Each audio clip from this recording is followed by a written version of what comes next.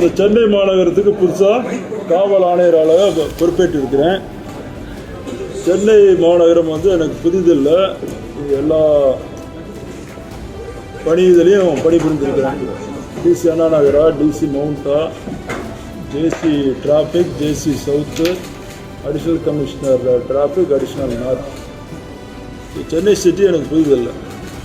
சென்னை சிட்டியில் இருக்கக்கூடிய இப்போ சில பிரச்சனைகள், குறிப்பாக சட்ட ஒழுங்கு பிரச்சனை, குற்றத்தடுப்பு நடவடிக்கைகள், அதே மாதிரி போக்குவரத்தில் இருக்கக்கூடிய சில சிக்கல்கள், இந்த ரவுடிஸத்தை கண்ட்ரோல் பண்ணுறது, அதே மாதிரி போலீஸ் டிபார்ட்மெண்ட்டில் இருக்கக்கூடிய கரப்ஷனல் ஆக்டிவிட்டீஸு, கனேவன்ஸு, கட்ட பஞ்சாயத்து, இதெல்லாம் கண்ட்ரோல் பண்ணுறது என்னுடைய முன்னுரிமை.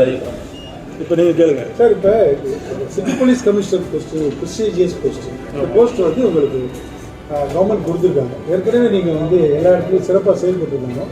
இந்த போஸ்ட்டு வரணுன்றது எல்லா ஐபிஎஸ் ஆஃபீஸர்ஸோட ஒரு ஆசையாக இருக்கும். This is one of the prestigious post person who are sitting in the commissioner city police. நீங்கள் என்ன நினைக்கிறீங்க? இல்லை, என்னை பொறுத்த வரைக்கும் காவல்துறையில் நிறைய பதவிகள் இருக்குது. இது ஒரு முக்கியமான பதவி.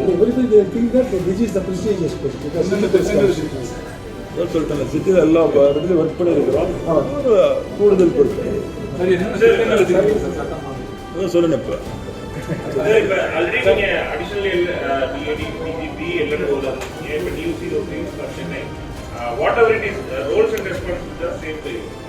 பட் என்னன்னா எல்என்டோ வந்து கம்ப்ளீட்லி வந்து ஃபெயிலியர் அப்படின்ற மாதிரியான விஷயங்கள்லாம் அப்போஸ் வந்து தொடர்ச்சியாக சொல்லியிருக்காங்க. இதை எப்படி வந்து ஹேண்டில் பண்ண போறீங்க? வாட் ஆர் இல்லை, if you want me to be ஸ்பெசிஃபிக்னா, அதாவது சட்டம் ஒழுங்கு சீர்குலைஞ்சிருச்சு அப்படின்னா எதை வச்சு சொல்கிறது? பேசிக்கலாக ஒரு ஸ்டாட்டிஸ்டிக்ஸ் இருக்கும் இல்லையா? எப்பயுமே இது காலங்காலமாக குற்றங்கள் நடந்துட்டு தான் இருக்கும், அது தடுத்துட்டு தான் இருக்கிறோம்.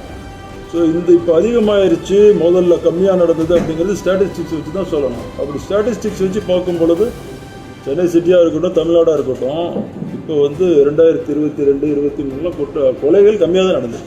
அது யார் வேணாலும் செக் பண்ணிக்கலாம். இருந்தாலும் இருக்கக்கூடிய இந்த நடக்கக்கூடிய விஷயங்களையும் இந்த ரவுடி ஆக்டிவிட்டியும் கண்ட்ரோல் பண்ணுங்கிறது எங்களுடைய முன்னுரிமை. அதை பண்ணுவோம். பொதுவான ஒரு குற்றச்சாட்டு வைக்கிறாங்க. இன்டெலிஜென்ஸ் வந்து அவருக்கு உயிருக்கு அச்சுறுத்தல் இருந்தது சொல்லி சொல்லியிருக்காங்க. பட் வந்து காவல்துறை வந்து சரியான நடவடிக்கை. அது எனக்கு தெரியல, அது நான் செக் பண்ணேன்.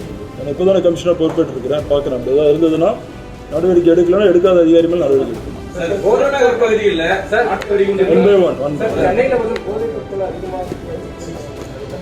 எடுப்போம், அது எடுப்போம்.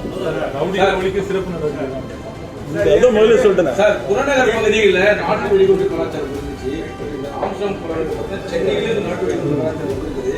இதை ஒடுக்கத்திற்கும் ரவுடிகளை ஒழிக்க நடவடிக்கை முதல்ல ஆரம்பிக்கும் போதே உங்கள்கிட்ட சொன்னேன். நான் என்னது, சட்டம் ஒழுங்கை பாதுகாக்கிறதுலையும் சரி, குற்றங்களை தடுக்கணும், நடந்த குற்றங்களை கண்டுபிடிக்கணும், ரவுடிசத்தை கண்ட்ரோல் பண்ணணும்.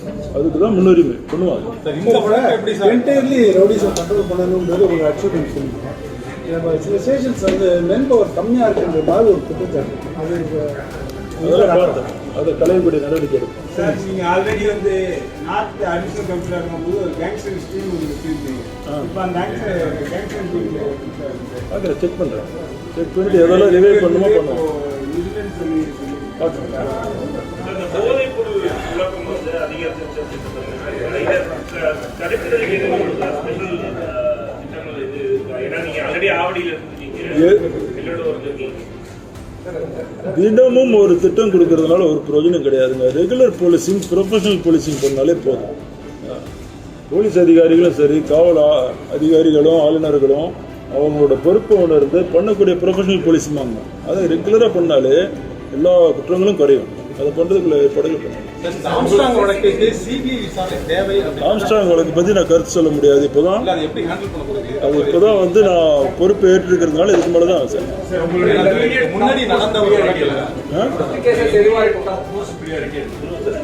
இதை சொன்னேங்க. அப்போ நீங்கள் யாரும் கேட்க மாட்டேங்கிறீங்க, அதுதான் தெரியுது. நல்லா 3 டைம் ரிப்பீட் பண்ணிட்டேன், 4வது டைம் ரிப்பீட் பண்ணுறேன்.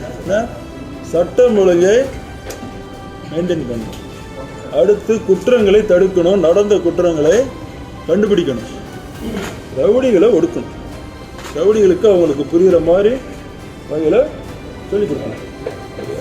இதுதான் ஃப்ரீயாக இருக்குது.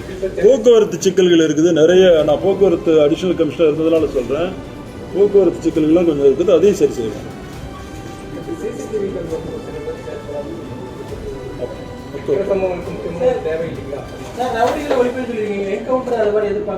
என்கவுண்டர்ன்றதெல்லாம் அப்படி வருதே கிடையாது.